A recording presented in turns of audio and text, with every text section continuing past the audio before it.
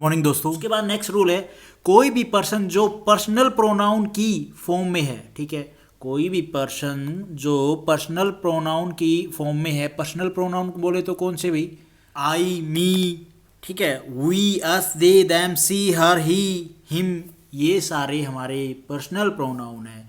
तो इसने बोला पर्सनल प्रोनाउन की फॉर्म में है और उसकी तुलना एज, सो एज, देन की मदद से सब्जेक्ट से की जाए, ओके, तो वह नॉमिनेटिव केस में होना चाहिए। फॉर एग्जाम्पल कैसे, you play better than I, तो यहाँ पे आप देखो देन का यूज हुआ है तुलना के लिए, ठीक है, देन की मदद से सब्जेक्ट से की जाए, ओके, सब्जेक्ट से की जाए, यू प्ले, ठीक है, बेटर देन आई, तो यहाँ पे आई आएगा ना कि मी आएगा। सिंपल सी बात ये कहना चाह रहा है नॉमिनेटिव केस में होना चाहिए। नॉमिनेटिव केस में क्या होगा, नॉमिनेटिव केस में आई, वी, ये तो हमारा फर्स्ट पर्सन हो गया, सेकंड पर्सन हमारा यू और third person he, she, it, they, ये बेसिक चीज़ें हैं यार। उसके बाद एक नोट है, लेकिन ऑब्जेक्ट से तुलना होने पर ऑब्जेक्टिव केस का ही प्रयोग होगा। ऑब्जेक्टिव केस बोले तो मी, यस, ठीक है, फर्स्ट पर्सन के लिए, तो he likes her as much as them, तो देम हमारा बिल्कुल ऑब्जेक्टिव केस में है, थर्ड पर्सन के लिए यूज होता है। उसके बाद है सेवेंथ रूल, सच एज के बाद नॉमिनेटिव केस के प्रोनाउन का यूज होता है, न कि ऑब्जेक्टिव केस के प्रोनाउन का, ओके, सच एज के बाद नॉमिनेटिव केस के प्रोनाउन का यूज होता है। नॉमिनेटिव केस हमारा भाई I, we, you, he, she, it, they, ठीक है, सच एज के बाद, तो I like such a man as he, तो ये हमारा बिल्कुल सेंटेंस ठीक है। अगर इसी को हम ऐसे लिखें, I like such a man as him, तो ये हमारा गलत हो जाएगा, क्योंकि यहाँ पे him third person objective case दिखा रहा है और यहाँ पे ही हमारा क्या दिखा रहा है, थर्ड पर्सन नॉमिनेटिव केस, तो ये हमारा सही हो जाएगा रूल के हिसाब से, ठीक है। Then we go for objective case. इसमें क्या है ऑब्जेक्टिव केस में, me, us, you, them, him, her, it, ये सारे ऑब्जेक्टिव केस में आते हैं।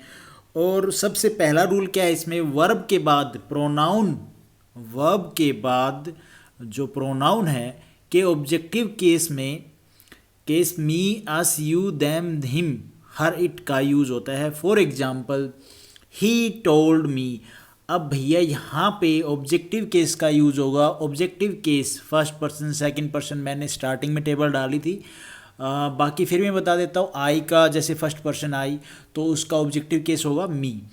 अब यहाँ पे वर्ब हमारी टोल्ड होगी, टोल्ड के बाद इसने रूल के हिसाब से बोला ऑब्जेक्टिव केस में मीन का यूज़ होता है, तो मी आएगा ना कि आई आएगा, इस चीज़ का ध्यान रखना। He told me, he told I नहीं आता।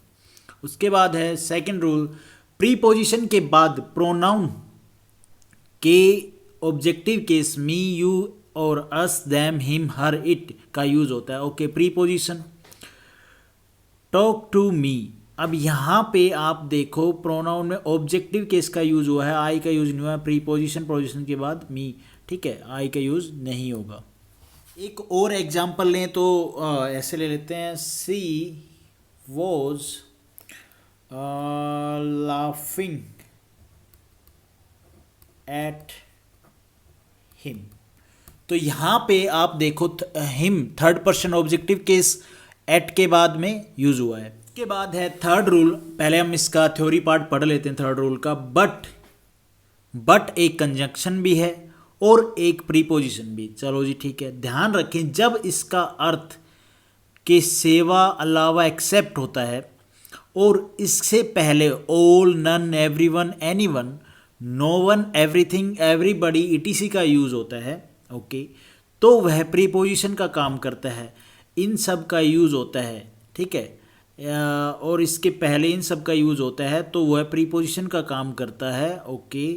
और इसके बाद नॉमिनेटिव ऑब्जेक्टिव केस में से किसी भी केस का यूज हो सकता है, पर बट के बाद नॉमिनेटिव केस का यूज बेहतर होता है।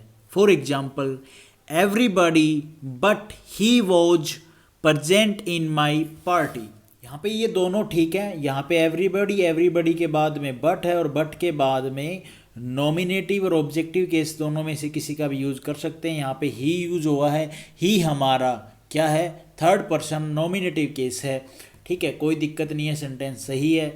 यहाँ पे एवरीबडी, एवरीबडी के बाद में बट के बाद में यहाँ पे हिम यूज हुआ है, हिम क्या है, थर्ड पर्सन है ऑब्जेक्टिव केस का, तो ये भी सेंटेंस बिल्कुल ठीक है। नोट क्या कहता है, अगर बट प्लस पर्सनल प्रोनाउन को अगर सेंटेंस में वर्ब के बाद लगाया जाएगा तो केवल ऑब्जेक्टिव केस का ही यूज होगा। यहाँ पे एक कंडीशन बता दी है कि बट के बाद पर्सनल प्रोनाउन का अगर सेंटेंस में, पर्सनल प्रोनाउन का अगर सेंटेंस में वर्ब के बाद लगाया जाए तो यहाँ पे एवरीबडी, यहाँ पे क्या है, वर्ब के बाद में क्या है, पर्सनल प्रोनाउन, और फिर हमारा बट के बाद में हिम आएगा, ऑब्जेक्टिव केस आएगा, न कि यहाँ पे नॉमिनेटिव केस आएगा। वर्ब के बाद आ जाए, वर्ब के बाद आ रहा है ना बट, तो हमारा बट पर्सनल प्रोनाउन, सॉरी ये मैंने पर्सनल प्रोनाउन बोल दिया, ये नहीं, वर्ब के बाद में बट, और बट के बाद में क्या यूज हुआ है, हमारा ऑब्जेक्टिव केस का यूज हुआ है, यहाँ पे हिम का यूज हुआ है, ही का यूज गलत माना जाए। उसके बाद है right way to use of possessive case या correct use of possessive case. तो क्या है, correct use of adjective possessive, ये क्या होता है, देखो भाई रूल क्या कहता है, रूल के हिसाब से चलते हैं, जो भी रिवीजन हो रहा है वो रूल के हिसाब से, जो भी रूल हमारे एग्जाम में पूछे जाते हैं, ठीक है, उनके हिसाब से हम पढ़ते हैं तो थोड़ा ठीक रहेगा।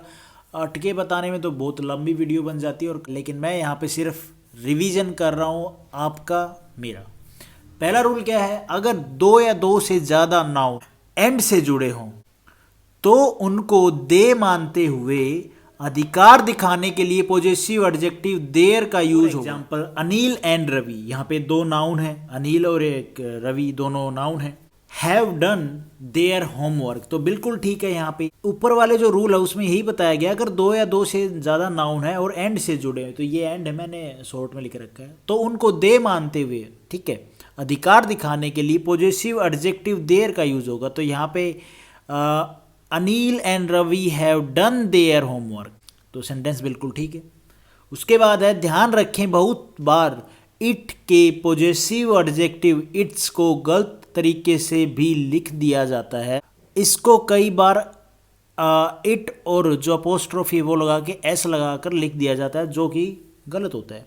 चलो देख लेते हैं राइट तरीका कौन सा है। देखो जो ये अपोस्ट्रोफी लगा के हम ऐसे लिखते हैं ना इट्स को, इसका मतलब होता है इट इज और इट हैज, ठीक है, यह अधिकार नहीं दिखाता है। For example the baby has been abandoned by its mother, तो यहाँ पे जो ये वाला है ये नहीं, यहाँ पे इट्स ये वाला यूज होगा, ये गलत माना जाएगा, ये अधिकार नहीं दिखाता है, ये अधिकार दिखाता है, ठीक है।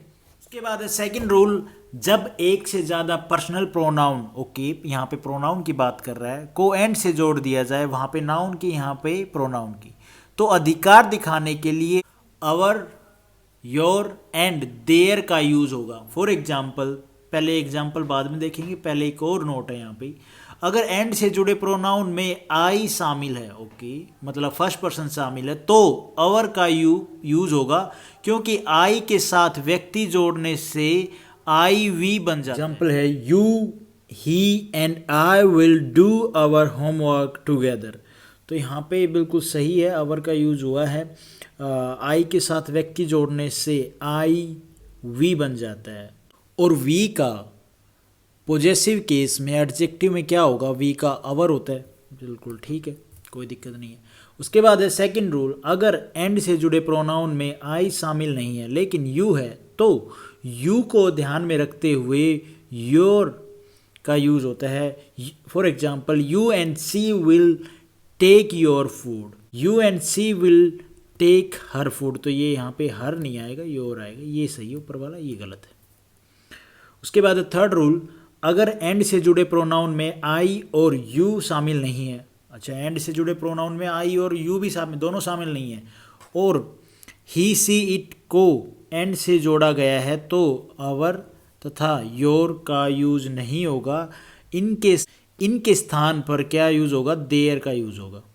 For example he and she will go to their home, तो यहाँ पे ही और सी का यूज हुआ है, ठीक है, और इनको एंड से जोड़ा गया है तो अवर और योर का यूज़ नहीं होगा, यहाँ पे देयर का यूज़ होगा, बिल्कुल ठीक है। ठीक है, ये मैंने इसका रॉन्ग वो बना रखा है यहाँ पे, ठीक है। तो आज इतना ही कर लेते हैं। Thank you for watching this video. Video आपको ठीक लगी तो लाइक करना, चैनल पे नए हो तो भाई सब्सक्राइब करना।